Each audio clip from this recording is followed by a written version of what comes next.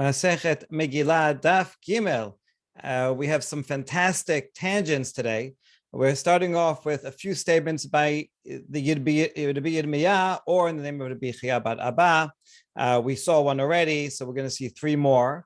And then we're going to go into Megilah and its relative value compared to other mitzvot, like sacrifices, Talmud Torah, private study, public study of Torah. How about a met mitzvah? So that'll be really fascinating to see the relative priority of each of these mitzvot. And then we'll end with a series of statements by Rabbi Yehoshua ben Levi. So we begin and end with series. So these do not necessarily have anything to do with Megilah, but because we already saw Rabbi Yirmiyah and some say Rabbi Chia tell us about the distance of a meal, which is the same as from Chamatan to Tiberia, we quote him again. Amar Rabbi Yirmiyah vitem Rabbi Chia bar Abba menatzpach sofim amarum. The letters mem nun sadi pe and chaf. These are all letters that have two forms. A form that when it's in the middle of a word, and a different form, a longer form, where when it's at the end of a word. Right? Mem sofit. These are all sofit letters. If you want to remember them, you can think of the Tikanta Shabbat. Az misinai nistavu sivuye fe'aleha karaui. So that's all those words at the end of the paragraph are the Sofit letters. Okay, so he says that minatzpach, the fact that they have two different forms and the ending form is usually one that's longer that goes under the line, that was instituted by the Tzofim, by the prophets. Okay, so that's a statement. Now we're going to analyze it. V'tizbera, hold on. Is that true? Pasuk says these are the mitzvot, and that means that no prophet is allowed to say anything new. Only Moshe Rabbeinu is the only prophetic lawgiver. No Navi is allowed to say any laws after that. So how could you tell me that the Sofim, that the prophets dictated that we should write these 5 letters in a certain way? That's a new law. There's another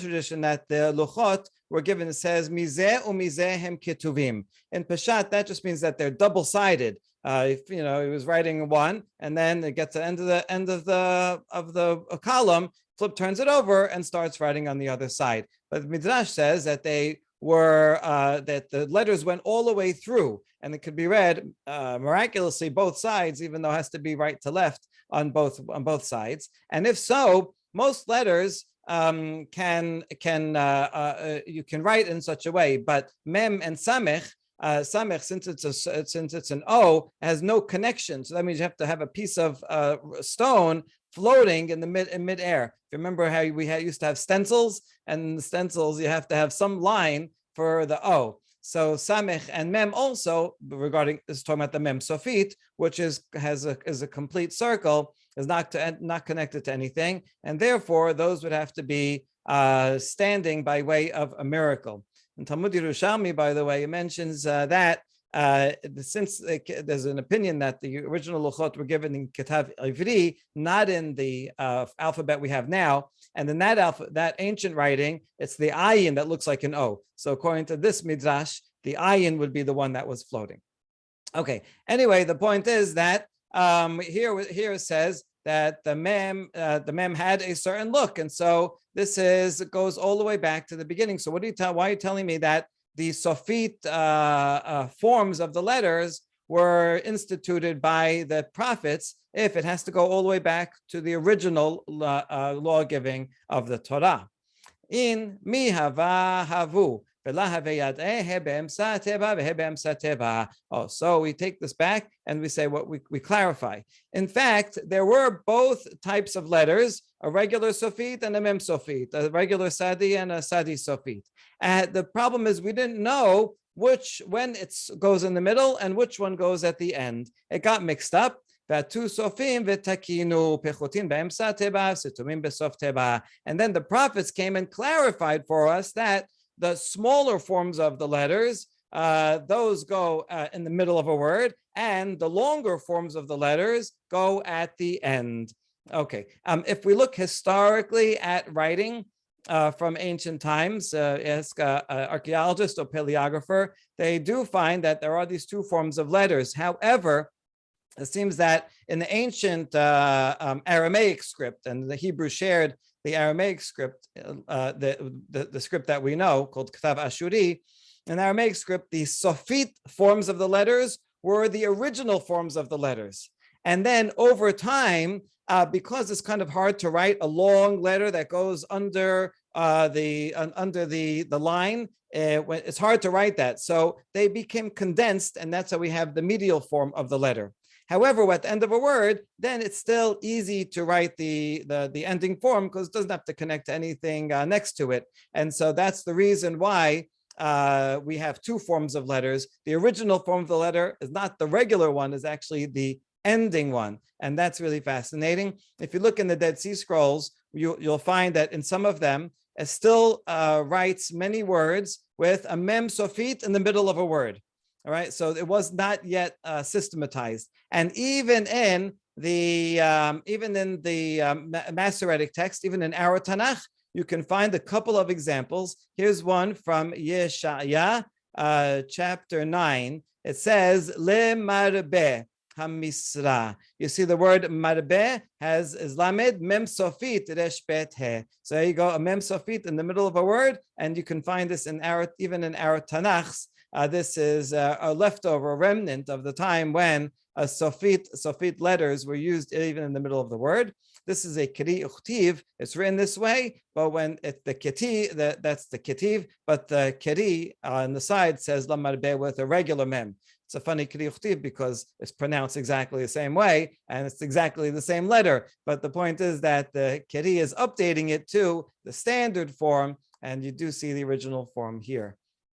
Okay, so that's really fascinating. Now we say sof ela mitzvot shenavi atid lechadesh davar me'ata. Okay, still didn't answer the first question, which is that the prophets do not have authority to say something new. And the writing of a Torah, this is a law, so you can't change it. So how could you tell me that, oh, we didn't know which one it was, and then the prophets instituted this new law? Ela shechachum v'chazru v'sadum. Rather, it must be that originally the Sofit letters were at the end, but then they got mixed up and we didn't know where they were, and the prophets just reestablished something that was there before. So it's not a new law, but rather the reestablishment of an old law. All right, second thing. The next thing that the same set of sages says, Targum shel Torah unkelus hager amaro mepi Rabbi Eliezer v'Rabbi Yoshua. The translation, the official translation of the Torah into Aramaic that became accepted by the communities and was used and recited in the Bet Knesset. The Yemenites still do that after each pasuk. They used to translate into Aramaic. This translation was done by Unkelus, the convert. So he was a student of Rabbi Eliezer ben Yoshua. They are second generation Tanaim. So that would make Unkelus a student of theirs around a contemporary of Rabbi Akiva.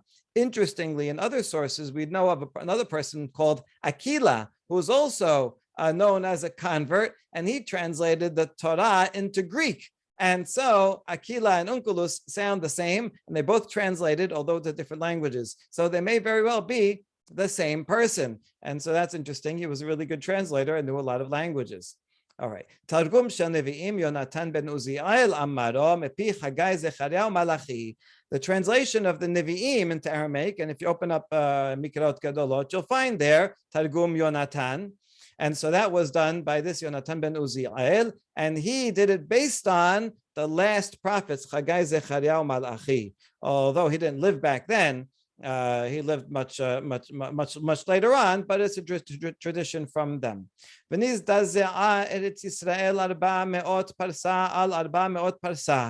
he made this translation, the whole of Israel had an earthquake, a 400 by 400 parsa, giant earthquake. And heavenly echo came and said, who revealed my secrets to mankind? In other words, something about this targum is often not a word-for-word translation, but also an explanation. And this translation revealed some secrets and says, how dare you do that? Who did this? Amad Yonatan ben Uzi ala raglav amad anihu shegiliti setarecha libnei adam. Says, I'm the one that did it. And yes, I'm proud of it. And you know I didn't do this for my own honor, so I could be remembered forever as the translator. Not from my father's family. I did it for you so that there will not be increasing factions among Israel. In other words, must be that a lot of Pesukim and Nevi'im were difficult to understand, and people were having arguments about them. I think there's something more than just simply different understandings. You see, the Nevi'im were actually very important for sectarians, like the Dead Sea sect and other people who were predicting the future and the end of days, because a lot of Nevi'im do talk about that. And so they would explain Pesukim in such a way. And so Yonatan wanted to prevent that and prevent people from interpreting these Pesukim in far out apocalyptic ways, messianic predictions. And so he gave an official translation so that there will not be sectarianism in Israel. I did it l'shem shamayim. And so by doing that, he had to reveal certain interpretations. Good. ועוד ביקש לגלות תרגום של כתובים, ועשתה בת קול ואמרה לא דייך, מה טעמה משום דאית בחס משיח. Yonatan wanted to continue and also translate ketuvim, but the bat kol says, enough, you revealed too much. So what's the reason? Because especially in the book of Daniel has a whole section where he says the redemption is going to be in 70 times 7 years, 490 years. And everybody after that is always looking at those words and trying to calculate when Mashiach is going to be. And if he had translated that section, he might have revealed something about it. The rabbis were against anybody predicting when Mashiach comes because usually they're wrong. So far, every prediction so far has been wrong. So, and that also leads to false hope. And so, therefore, this Yonatan was prevented from talking about Daniel. All right, now question. Is it true that Unkelus is the one that said that made the translation of the Torah? We have a source from Nehemiah that there was already a translation way before. Nehemiah is living in 450 BCE, more than 500, 600 years before Unkelus. So what do you mean that he wrote it? מה דכתיב ויקראו בספר תורת האלוהים מפורש ושום שכל ויבינו במקרא. In Nehemiah, where it talks about Ezra came and he presented the Torah and read it to everyone, and so they read the Torah and they explained it and gave understanding, so that everyone would understand the reading. So there's a lot of words here. What does each refer to? So reading is just a plain reading. Meforash targum. Meforash means giving the Aramaic translation. So there you go. There already was an Aramaic translation 600 years earlier. Vesom sechel, and giving sense. Elush hapesukim, to understand the punctuation. Here's where you put a period. To understand it better, that's the ta'amim, the cantillation notes that tell you where to accent it and where to separate which words go together with which. Of course, this doesn't mean that the signs that we have are much later from like the 700s. You have Rabia and Shofat Holech, all that. But nevertheless, the tradition of where to put the pauses and how to chant it, that is part of Torah Sheba'al Peh and is very old. Others say that this refers to the tradition about how to write the certain letters and words that are in big or small, and how to spell things and the counting of how to spell different words. All that was already known there. So that's the question. Since they already had a translation into Aramaic, what do you mean that Unkelus is the one that wrote it? And the answer is the same as before. They had an ancient translation into Aramaic. It was forgotten, and Unkelus re-established it. And that gives it even more authority. He didn't just make it up on his own. My shena deoraita dela is da ze'ah, ve'adin bi'eh is da ze'ah. What's the difference between the translation of the Torah, where there was no earthquake? It was like, yeah, that's fine, you're translating it. Whereas regarding the prophets, Yonatan ben Uziel, everything did. There was this earthquake, and the Bat Kol says, who's revealing my secrets? What's the difference? Deoraita mi padasha miletad, and veika miled mi padashan, veika miled de misateman. Because the Torah, everything is clear in the Torah. We know what everything means in Torah. We have commentaries and midrashim, so we can explain it all. So the Targum is not revealing anything new that we didn't know before. Whereas regarding the Nevi'im, there are some matters that are clear and some things that are not clear. Tichtiv, bayom ahu yigdal misped b'Yerushalayim kemispad hadad rimon bebigat Megidon. Here's one example of a pasuk that we don't know what this means. It says, in that day in the future, Zechariah is prophesying, there will be great mourning in Jerusalem, like the mourning of Hadad Rimon in the valley of Megidon. We don't know. We don't know who this is. What were they mourning about? And what is this pasuk referring to? If you look at Ibn Ezra here, he says this is referring to some ancient practice that we don't we don't have access to anymore. The historians say Hadad Rimon. This name is a name of West Semitic pagan gods, maybe like a storm god, and this refers to some ancient pagan tradition that they would mourn over maybe the seasons passing or something like that. And so this was a well-known thing, and so Zechariah says there's going to be great mourning like that great mourning, but we don't know really what it's referring to. In any case, why is Zechariah referring to some kind of pagan tradition? That seems strange.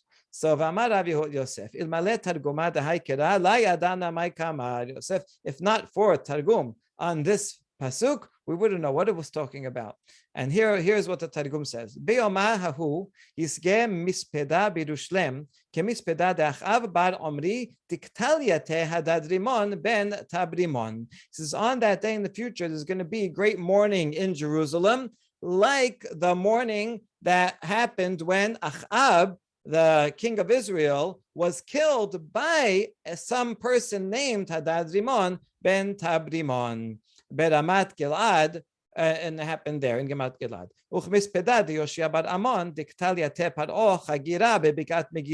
And also in the times of the future, there will be great mourning, like the mourning done for King Yoshia, the good king of Judea, who was killed by Paro, the lame one, in the valley of Megiddo. Okay, these two stories are stories we know about. They have something in common, which is that they're both about kings of Israel or Judea that were killed in battle while the king was dressed as someone else. Achav, an evil king; Yoshia, a great king. And tragically, Yoshia went out against Paro. We saw this recently, who just wanted to pass through the land, and Yoshia fought in battle against him and then lost. Okay, so these were tragic events in which all of Israel was mourning over their king, and so in the future there's going to be mourning like that.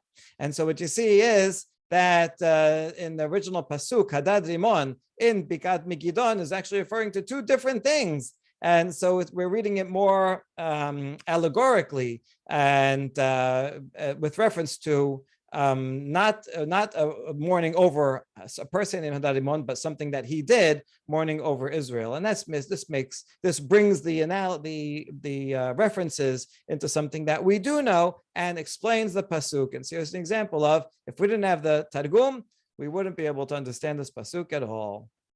Okay, now another tradition in the name of the same sage. We saw already two of them. The ending letters. We just talked about the translation of Yonatan ben Oziel. By the way, if you open up, sometimes you have for the Torah the Targum Yonatan, but it's not true. Yonatan only translated Nevi'im. What you find there is really what we call pseudo-Jonathan. It's not really Yonatan. What happened is there's another Targum besides Unkel, is called Targum Yerushalmi, because it comes from Eretz Yisrael. And some printers, it was written Taf Yud, and Taf Yod standing for Targum Yerushalmi. But they misunderstood it and wrote Targum Yonatan instead. So if you ever see the Targum Yonatan on the Torah, you should know it's not actually Yonatan. Okay, so now the third thing he says is about one of Daniel's visions. Daniel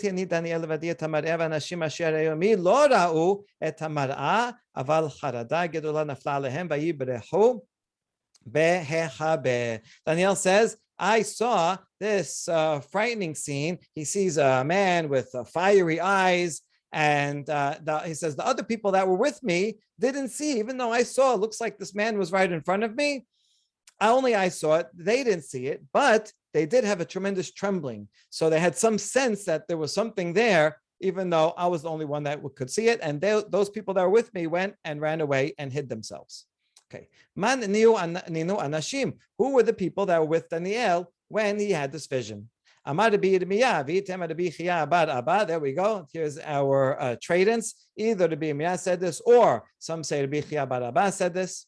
These are the three later prophets that were around during the Persian period, and therefore somewhat contemporary with the setting of Daniel. Okay, that's who was with him. Inhu adifi mineh, viu adif minaihu. Now those prophets had something that, in one aspect, that was greater than him, Daniel, and Daniel was also in some sense greater than those three prophets. Inhu adif mineh, the inhu nevi'eh, vihu lav navi. Those three people, Zechariah, Chaggai, Malachi, they were full-fledged prophets. They're all mentioned in Tereh Asad, whereas Daniel was not a prophet. This is a very important line, saying Daniel was not a prophet. After all, his book is not found in Nevi'im, but rather in Ketuvim, which indicates a lower level of Ruach HaKodesh. Also, even though he has visions and dreams, and so certainly some kind of divine communication, one difference between Daniel and all the prophets is Daniel is not sent on a mission to go tell people, you should make teshuvah, you should do something. And so that seems to be a key characteristic of a Navi that he doesn't have. So that's in the sense in which they are better. Nevertheless, even though they were Navim and he wasn't, he was able to see this vision and they were not able to. So question, if they couldn't see it, why were they afraid? And the answer is, says even though they didn't see it consciously, but their mazal, their constellation, their guardian angel, or daimon, you might say, there's some sense that there some force they weren't conscious of, did know. So maybe today we would call this their subconscious, right? They had a sense that there's something wrong here, even though they didn't know what it was. And that's why they ran away. Amar Ravina, Shema'mina, Hayman de mi ba'it afagav de ihula hazi mazle hazeh. So this shows you that if you feel frightened for some reason, and even though you don't know why, you don't see anything, even though you don't see something, one's guardian angel, one's mazal is what is sensing something there. So what should you do to get out of that? Read Kirat Shema. That's a good protection for any bad forces. If you're in a place that smells, you're not allowed to say Shema. Then try to move away 4 cubits to get away from the danger. That spot is dangerous. Try to escape from there. And if you can't do that, you can say this formula. That means the goat of the slaughterhouse is fatter than mine. In other words, if some demon or force is coming after you, so you say, "What do you want me for? I'm just skinny bones. Go to that. Look at that goat. It's fatter. Go and put your punishment upon the goat. That's tastier than I am." All right, so that's some good advice to get away from scary thoughts. Okay,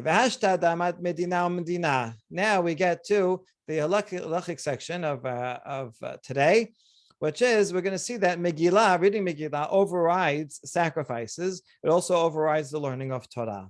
And then we're going to get into a hierarchy that the honor of Torah is more important than reading Megillah, which is more important than public study of Torah, which is more important than sacrifices, which is more important than the private study of Torah. And after all that, we're going to say, what about met mitzvah? Where does that fit in? Okay, so let's see. Hashta damat medina va'ir va'ir lidrasha mishpacha lemayata. On yesterday's daf, we explained what the doubling of medina ir va'ir is. But how come it also says mishpacha, every family? What does that come to teach us? Amar Rabbi Yosef bar Chanina lehavi mishpechot kehuna ulviya shemebatelin avodatan uba'in lishmoa mikra Megilah. This teaches us that the families of the Kohanim and Leviim, those families who take turns and are serving in the Bet HaMikdash, when it's time for the reading of the Megillah, they stop whatever they're doing and they go and hear Megillah. Right,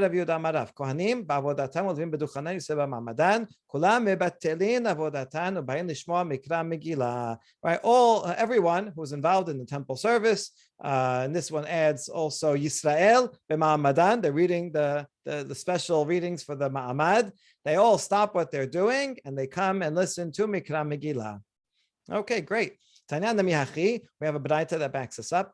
Kohanim ba'avodatam living b'duchan b'ma'amadam kolam batilin avodatanu ba'in lishma mikra Megilah.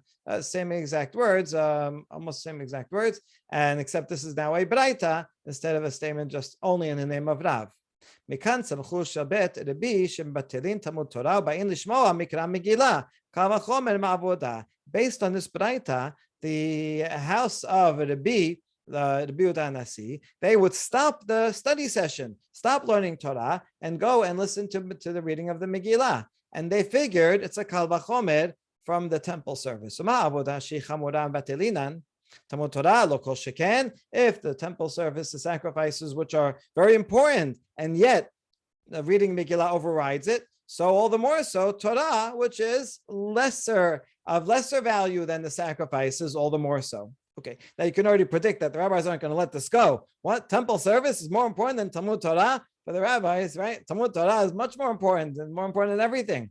So, if avodah chamura mitamud Torah, is that true? That temple sacrifices are more important than studying of Torah? V'haketiv.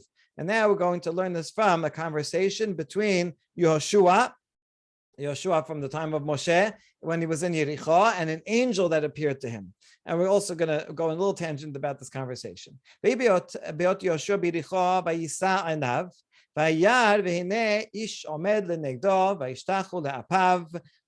Yehoshua was going to conquer Yericho, he saw in front of him a man, but turned out to be an angel, and Yehoshua bows down before this angel. And this is where he says, this is a holy place, take off your shoes. Okay. Side point, how could he bow down to this being? Rabbi Yoshua ben Levi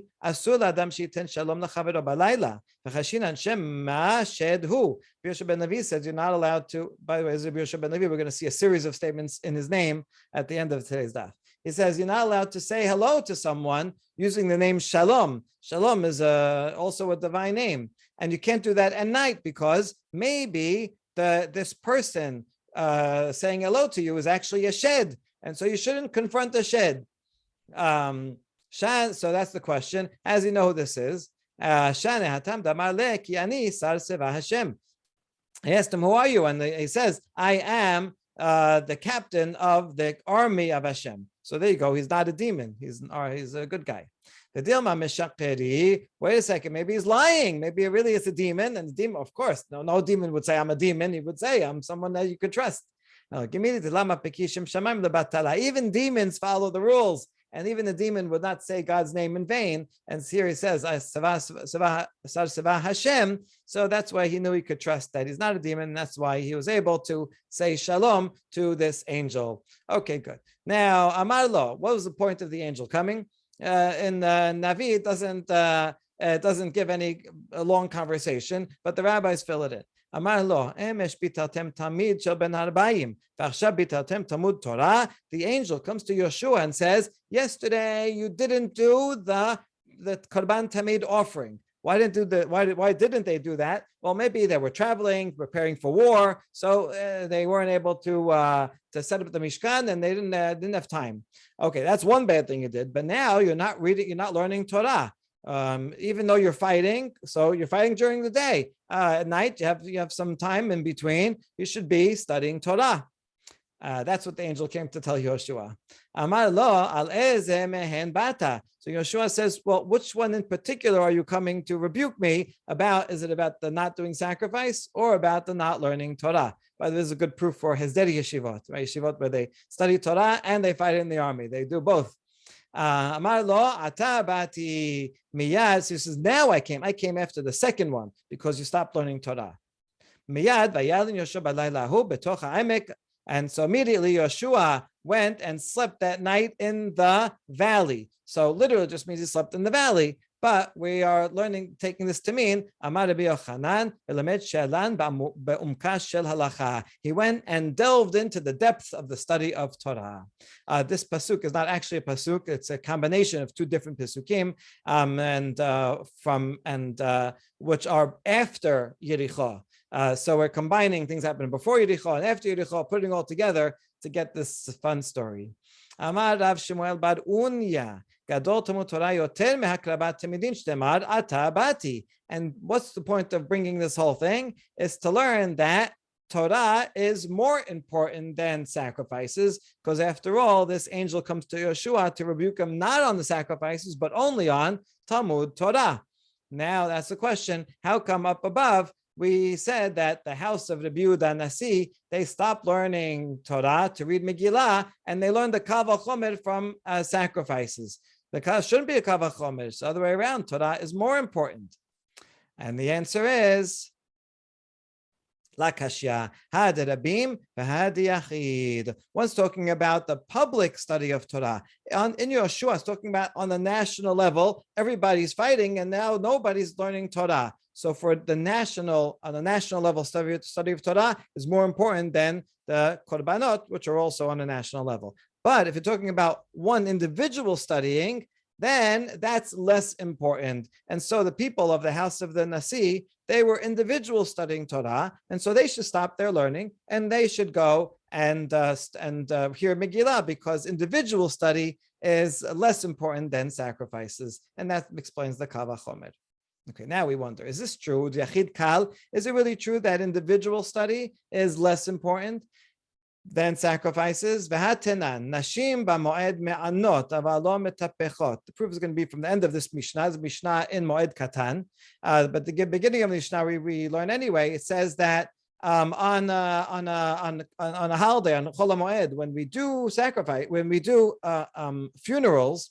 And so, because we're going to bury people on Chol HaMoed, and nevertheless, we limit the amount of sadness to some degree. So the women during Chol HaMoed, me'anot, they lament, it means they sing dirges, aval lo metapechot, but they would not slap or clap. That's another mourning custom they would do, is to kind of slap their hands in mourning. So do one but not the other. If those particular women were close to the coffin, then they would even slap their hands or their thighs. If it happens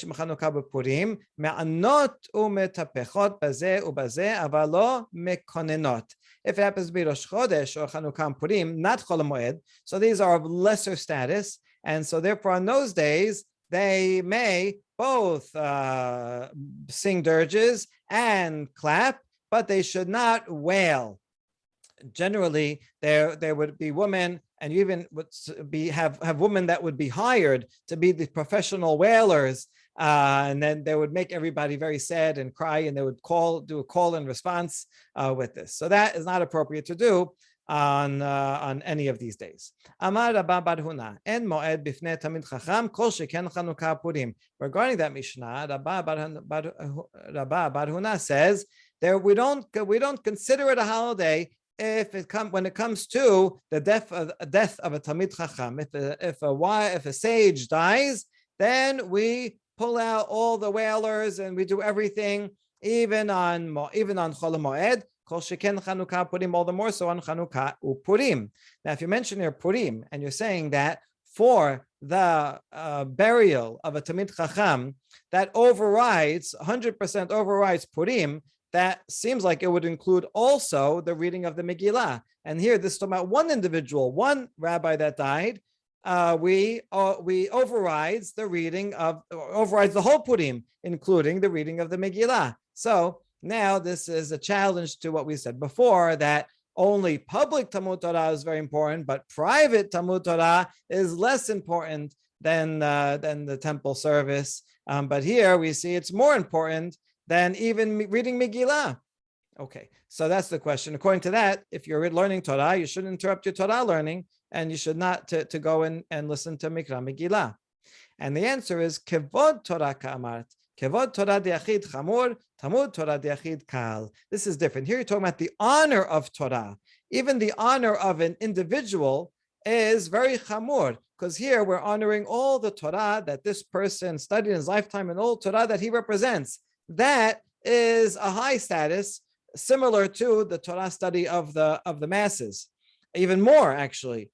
So because you would attend this funeral instead of hearing Megillah, and that's different from the actual learning of Torah of an individual. That's just 1 hour of Torah study. So can you give up an hour of Torah study to go hear Megillah? Yes, because that is of lower status. And so that brings us to our hierarchy. The honor of Torah, which would be observed in a funeral for a scholar, a Torah scholar, that would be the highest and would override reading Megillah. Reading Megillah overrides even the public study of Torah. That itself overrides sacrifices, and sacrifices override private study of Torah. That's based on what we just saw. And now we're going to ask a question about met mitzvah, a body that one finds in the middle of the street that no one is there to bury it. And you have, at the same time, you have to do some other mitzvah. Which one is more important? Amar Rava, Peshita liyavodah mikra Megillah adif. I know that regarding sacrifices or reading Megillah is more important. We just said that. Talmud Torah mikra Megillah adif. Regarding learning Torah, reading Megillah is more important. Right, the house of Rabbi Yehuda Nasi, they would stop their study and go learn. So I know that already. Talmud Torah met mitzvah adif. If it's regarding I'm learning Torah and I see a dead body that needs to be buried, I have to go and bury it. After all, we have a braita that says we stop learning Torah in order to bury the dead and to celebrate a wedding. Avodah umet mitzvah adif mila'achoto. And we further learn that if there's something that has to do with a sacrifice versus a met mitzvah, then the met mitzvah is more important than the sacrifice. We learn this from the word vila'achoto that occurs regarding a nazir. A nazir cannot become tameh, not even for a relative. And then the pasuk goes on and says, for example, not for his father, his mother, his brother, his sister. Nazir has to be, cannot be ritually impure. And now, why does he have to tell us that he can't be impure for these relatives if it already said in general he can't become impure for any dead body? So we learn something special from each of these words. And when it comes to the sister, we learn the Tanya v'lachoto matamud omad. Why do you have to tell me that he can't become tameh if his sister dies?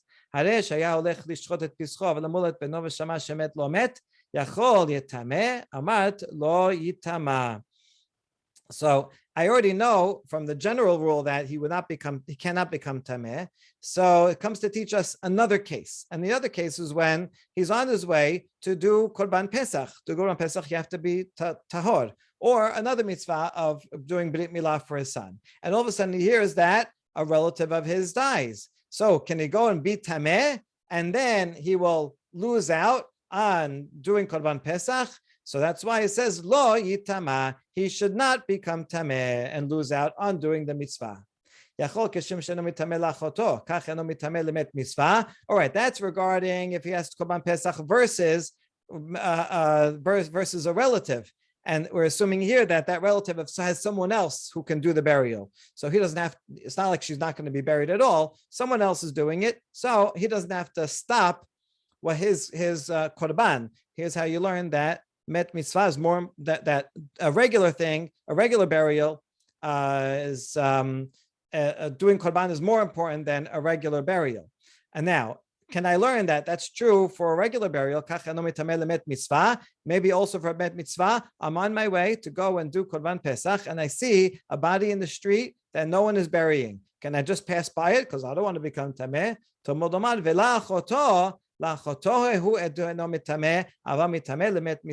learn from here that only for a sister who someone else can bury, even though it's his sister, he does not need to become tameh. But if it's a met mitzvah, then it's not included and needs to become tameh. Okay, that was a long derivation, and the point of all that was that regarding Talmud Torah and met mitzvah is more important than Talmud Torah, just as it's more important than doing avodah.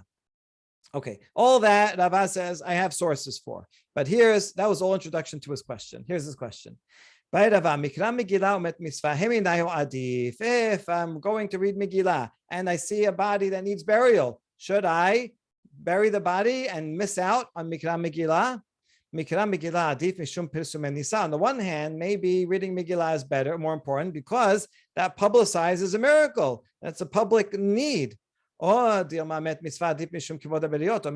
burying the dead is more important because it has to do with the human dignity. You're going to leave out a body, it's not nice. So he asked the question first, and then he figured out an answer. And his answer is bet mitzvah adif, better to bury the body and miss out on Mikra Megillah. The honor of the dead is more important, it's so important that it even overrides a negative prohibition in the Torah. So if it overrides a negative prohibition in Torah, then certainly it will override a D'Rabbanan positive of reading Megillah. Okay, good. And so that ends this section. And our answer here is that met mitzvah is in fact even more important than the public reading of the Megillah. And now we're going to go back to a statement of Rabbi Yoshua ben Levi and analyze it and a series of the statements. Gufa. We mentioned that a walled city and anything nearby and anything that can be seen from the walled city has the same law as the walled city and would read on the 15th. Tana. Samuch afal pi sheno nir'eh, nir'eh afal pi shem no samuch. And the Tosefta adds, if it's nearby, even if it can't be seen, if it can be seen, even if it's not nearby. Now, how could you have such a case? It can be seen even though it's not close by. For example, if someone lives at the top of a mountain near that walled city, so since it's on top of a mountain, you have good visibility and they can see, but it might not be actually nearby, right? We saw before that nearby could be defined as 1 mil, a kilometer. So it could be more than a kilometer away, but still be considered part of the city because you can see it. But how can you have a case where you're nearby, but you can't see it? For example, if you're living in a valley, and so the valley might be right outside the city walls, but because you're low down, you can't see the walls, and nevertheless, that would be included as if you're in the city and read on the 15th. Next statement, if you have a walled city that first was settled without a wall, and only later they added a wall to it, that is like a kfar, that's like a village, like an unwalled city. That doesn't count because it has less importance, right? Usually, it's like an afterthought. If it was really that important, then you'd establish it as a walled city in the first place. And we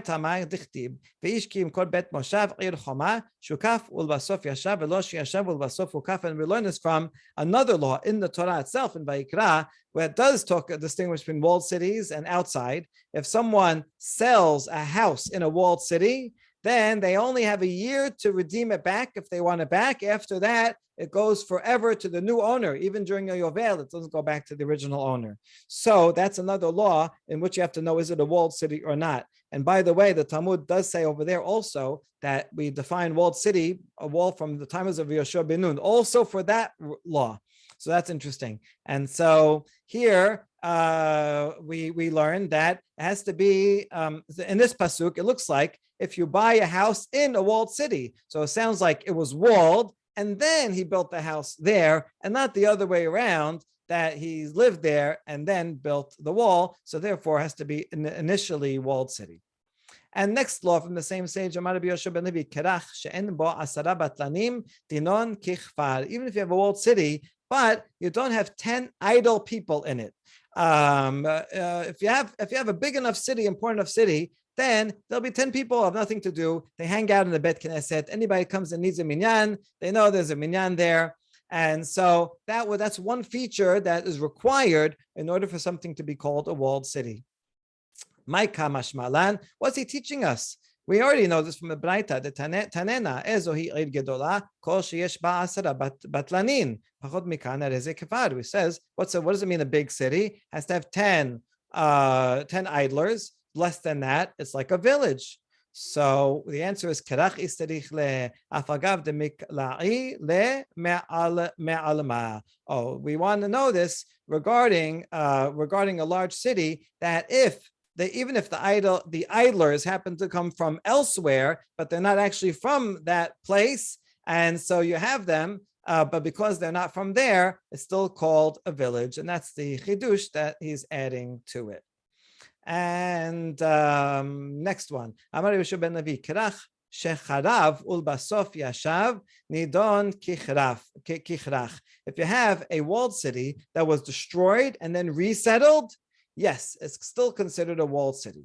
Now, my charav, when you say destroyed, what do you mean? Ilema harabu chomotav. If it's just that the walls were destroyed, then Yashav in lo yashav lo, only if it was resettled, okay, but if it was not resettled, meaning the walls rebuilt, then you wouldn't consider it a walled city. V'hatanya Rabbi Eliezer bar Yoseh omer asher lo choma afal pi she'en lo achshav haya lo kodem lachen. The same pasuk that we're talking about before regarding the selling a house in a walled city, there's a kriyuch tiv there. It says asher lo, and it's written lo lamed vav aleph, that has no wall, even though we read it without, even we read it as if it has a vav, that it has a wall. So interesting, the kri and the chtiv are actually opposite in meaning. So what do we derive from two opposite meanings here? So even though it has no wall now, since it had a wall, it's still considered a walled city. And this is really important because, like,